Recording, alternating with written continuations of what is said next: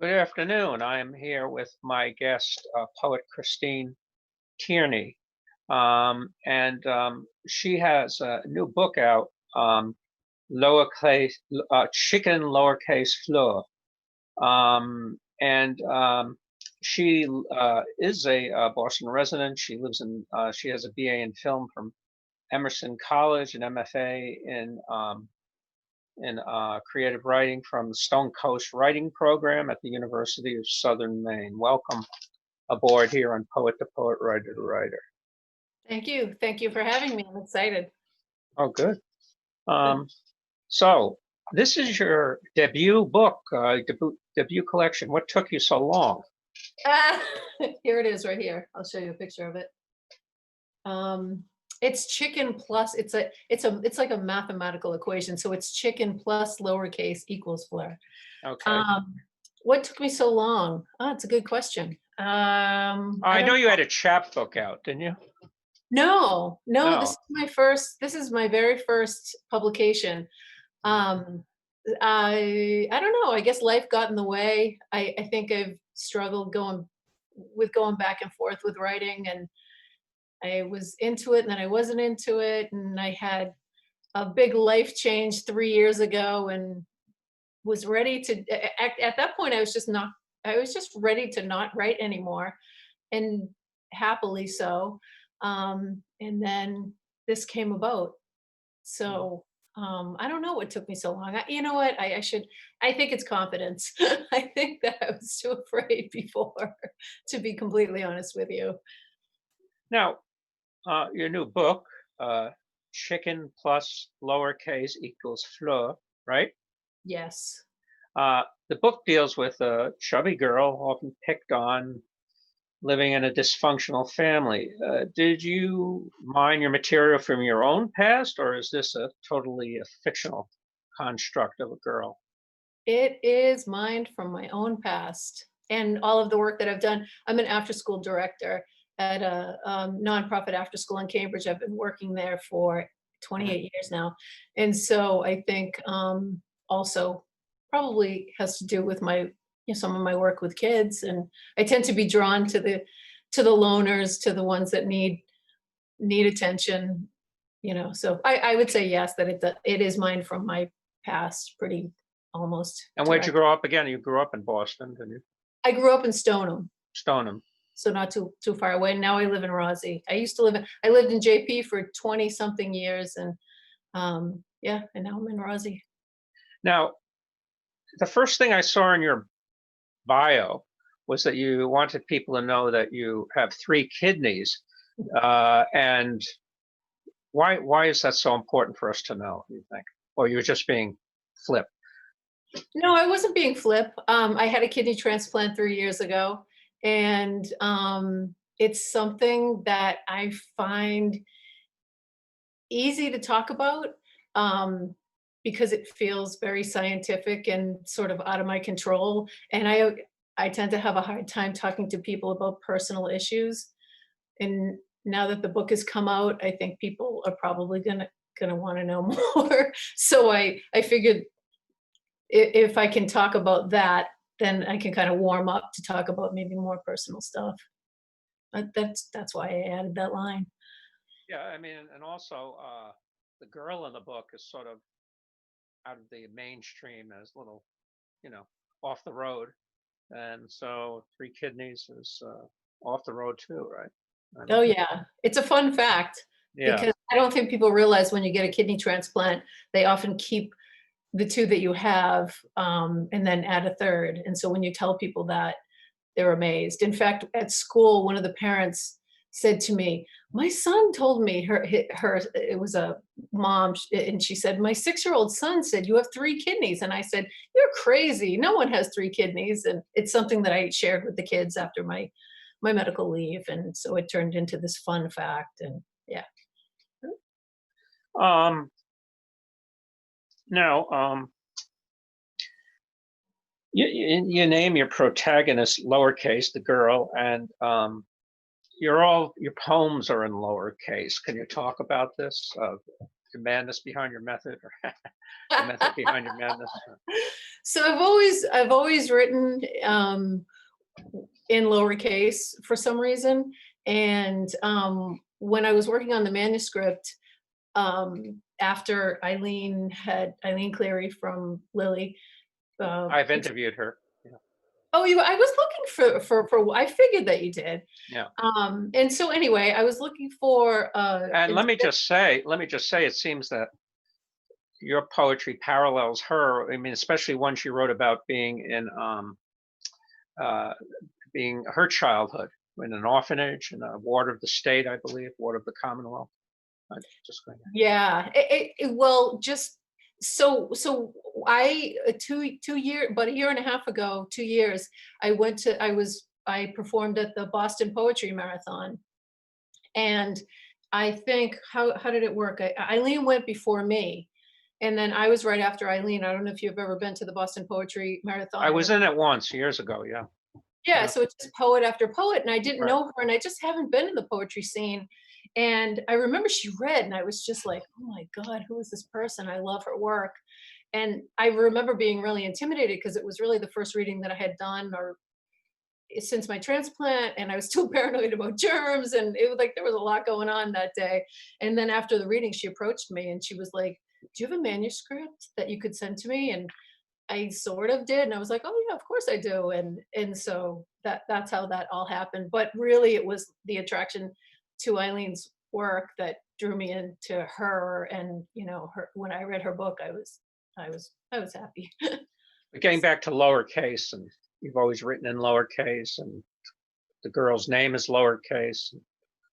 Yeah. Yeah, I think in my description of the book, I say that lowercase is a character who, throughout her life, never even felt that she was worthy of a capital letter. So that's really how I came up with it. I was searching for names, so I would have one character throughout the book, and all of a sudden, someone was questioning me about the lowercase letters, and then I was like, "Oh, that's the perfect name for her. That's who she But you believes." say you write in lowercase normally anyway? Is that Yeah, true? Why yeah. is that? Why do you do that? Just out I of interest. I don't know. I just stylistically, I'm always looking on the page and I like everything to kind of be uniform. And I used to write strictly in block letters. I mean, yeah, like these block paragraphs that were just like blocked in like this. Eileen helped me to Mhm. free that up Right. a little bit. But yeah, so it all fit, I guess, visually too. Yeah, it's easier in a way because I know you don't have to worry about capitalizing each line. Everything is smaller. Yeah, Everything is lowercase. Now it's you make liberal use of art, animals, plants in this book. There are always these things seem to be ways for lowercase to communicate or communicate through. Um, for instance, in the minnow fish poem, you make use of a picture of a fish as a sort of conduit to a mother and daughter relationship. Could you comment on that? um Or maybe I got it wrong. I don't know. no, you didn't get it wrong. Um well, you stumped me. I don't Well, really. the general question is you incorporate a lot of animals, pictures, and things. And I was just bringing out as an example your poem "Minnow Fish," where the mother's coloring a fish. Remember that one? Oh, yeah. Yeah. So I just thought you might want to comment on that. Oh, that I think that I like that question because I do use a lot of animal imagery, which I think we could say that lowercase was pretty much obsessed with animals. And there's a cat, and those are my initials too, CAT, on the cover of the book. And I think that it's another way to talk about something larger and more emotional and more intense without having to state it outright. And I think that that's one of the things that I love about poetry, is that you can, they always say it without saying it, yet say it. Hmm. So, So, so minnow fish seem to stump you. Why is that? You, um, yeah, I guess it's funny because I was going to read that today and I was like, that's always a hard one for me to read because, I have such a complicated relationship with my own mother, and right now she is suffering from dementia. And I just it, lost my mother. Yeah, I know, it's horrible. oh, you Yeah, did? yeah, Oh, I'm so sorry to hear yeah, that. yeah. She's 94. Yeah. Yeah, so I guess that poem really speaks to a lot of these unsaids Right. with my own mom, and now it's too late, and that's why I decided, I was like, "I'm not gonna read that, I might just completely lose it." So, yeah, Yeah. it's interesting that you brought that up. Okay. Now I was going to ask you, many, uh, many of the poets I've interviewed have been just a Stone Coast uh, program that you got your MFA from. Lowell Galuscio offhand, and I know interviewed Richard Hoffman who teaches there. Tell me about your experience there. Stone Coast, that was one of the best experiences of my adult life. I was so ready for Stone Coast, and just the low residency aspect of it, and, working with somebody remote. I'm myself, I am quite the loner. Um, and so liked not having to go to class, and, exchanges through the mail worked for me. And then you would go to Stone Coast for 2 weeks, and just it was like summer camp for adults, and you would go to all these literary workshops, and you'd workshop with all these great people. In fact, I workshopped with Richard Hoffman. That was later on, one of my very last workshops. But I just ha I learned a lot, I met a lot of people, which is hard for me to do. Maybe I didn't meet a lot, I met a few. Um, and yeah, I can't say enough. I always recommend Stone Coast to anyone that's looking for a low residency MFA. It's a great program. Now, you have a manuscript in progress. Do you I have a do, new one? Yeah. yeah. What's that concern? So that is a manuscript, that is in progress, and it is about the journey to find a kidney, is pretty much what that's about. And Wow. it's humorous in a lot of ways. I mean, there's humor in this book, but there's more humor in the second one, and a lot of it is about the whole absurdity of, like, finding your own organ, and also the absurdity of, like, dealing with other human beings and how they relate to illness, and and just the crazy things people say to you. It is a lot of what that's about. Yeah. Yeah. You learn a lot of lessons about life and people. Right. The hard way. Yeah. Yeah, yeah, absolutely. But I saw a picture of you and the brilliant poet Julia Cano. Mhm. Are you friends, or you just happen to be in that article or whatever? No, so she actually was going to donate a kidney to me, Oh wow. and, it didn't work out. Well, you're Uh, old friends, or yeah, I know her from the after school that I work at. I took care of her son Odin for 7 years, so I know Julia's family. I know Julia and her family and her son really well, and that's how we developed a relationship, and she was really the first person that was going to donate for me in a line of of several people. But yeah, so that's in. she's. I published one of her poems too. It was about the COVID, her work in the with Yeah, I know, I COVID. read it. It's a Yeah, great, great, great poem. Great poem. yep, great piece that you wrote as well. Thank you. Now, so I'd like to give you a little time to read from a few poems of your selection. That would Okay. be good. By the way, where can we can get this on Amazon, and where else can we purchase this? So, you can go to my website, ChristineTierneyPoet.com, and, that'll take you right to the Lily site. So you can buy it through, Lily Poetry Review Press, via PayPal. You can go to Amazon, anywhere, bookshop, What Walmart. bookshops? No, the online, Oh, the online. Oh, yeah. yeah, that's what I was Well, thinking.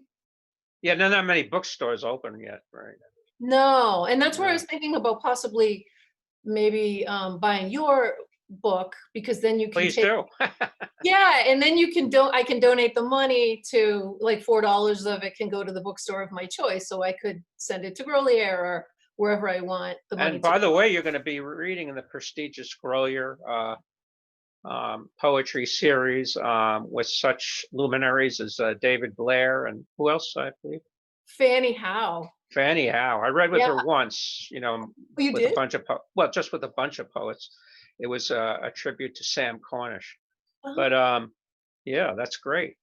Yeah, Yeah, I'm you're excited moving about fast, right? it. Yeah, I don't know. We'll Yeah. see. All right.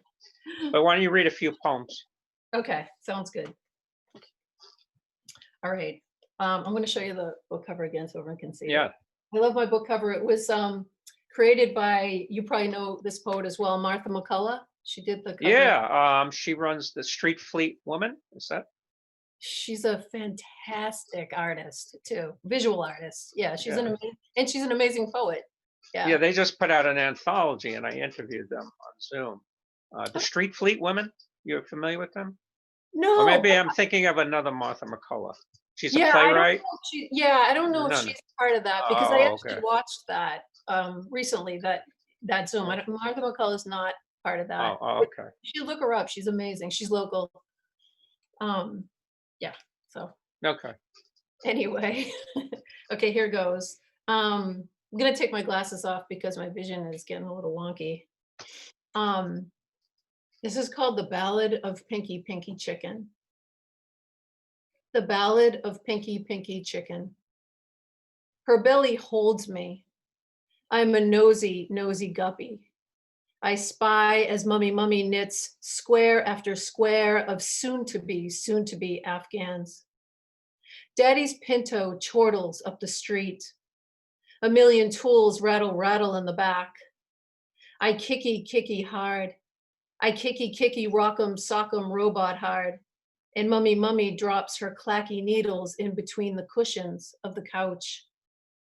Mummy pats down the poof in her uncombed hair and steals the last smidgen of red rose tea from her pricey gold-rimmed teacup when she hears Daddy's brakes halt. Jangle goes Daddy's keys as he Godzilla stomps up the creaky front steps. Before Daddy's mitt turns the handle of the warpy screen door, Mummy drags me in her swollen belly to the kitchen, where we quickie check on dinner. Mummy stabs the tarnished fork tines into the chicken's plumpy, way too plumpy, why so plumpy breast, and panics as the pinky juices ooze on out. I stop squirming, ungently nudging, and Mummy cranks the heat up high. Crackle, spit, smoke, more smoke. Daddy's in the archway, breathing, fire. And so you have this sort of baby talk, but there's a lot of really nefarious thoughts and all that stuff coming, uh, which is disarming, talking about mommy, I want to make a little snow queen or whatever it is. It's mommy, and with a very observant and sort of piercing young girl, right? Yeah, Yeah. thank you. This is called Tangle. Their glum world was the inside of Count Chocula's coffin, tasseled ghost pink housecoat, and bitten sticks of Wrigley spearmint gum. Bronchial and inflamed, their tongues coated in a cable knit of lonesome. If only they were taught how to leave the last smidgen of frosting in the fractured bowl. Big girl snatching fleecy snippets mum tore from the vexed bowl. Dad kneeling on that clammy lawn, praying for the right-sized wrench to fall from Mary Kay smirched sky. Dottie's sponge curlers reeked of living room shag, and the living room shag reeked of hug me and I'll go postal. Then came the coterie of bougie mums, wielding their fiercely mayoed salads and celery eye cream, gawking like bulls at the heaps of charred Legos and KFC wet naps, shrouding the linoleum like germicidal petticoats.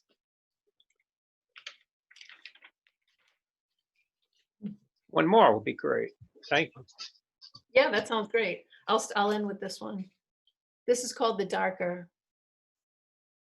She could tell you a thing or two about feeling like there are no feelings, about summertime and dandelions, about weeds that she called poppies, weeds that she called space suds that sprung up all over a father's patchy lawn. She could confess that she called calla lilies tiger lilies and vice versa, and how the green whips jutting from their middles reminded her of sour apple bubble gum. She could tell you a thing or two about wearing ribbed polyester shorts when everyone else had moved on to denim, about the difference between pig and ponytails, how one was pulled tight to expose your fat face and the other hung loose on your shoulders so you could breathe and chew taffy without headaches. She could write a book about a brother who could make so much noise about how much she weighed, tell you how every fight ended with her fat, and how back then that was all it took to end everything. If she wanted to, she could tell you how it felt to sit in the dark of some broken down closet and think of every single comeback. She could tell you, no, she could whisper, how in the absence of light, fat becomes nothing more than heat. Thanks. Well, I want to thank you very much, Christina, for being a guest on Poet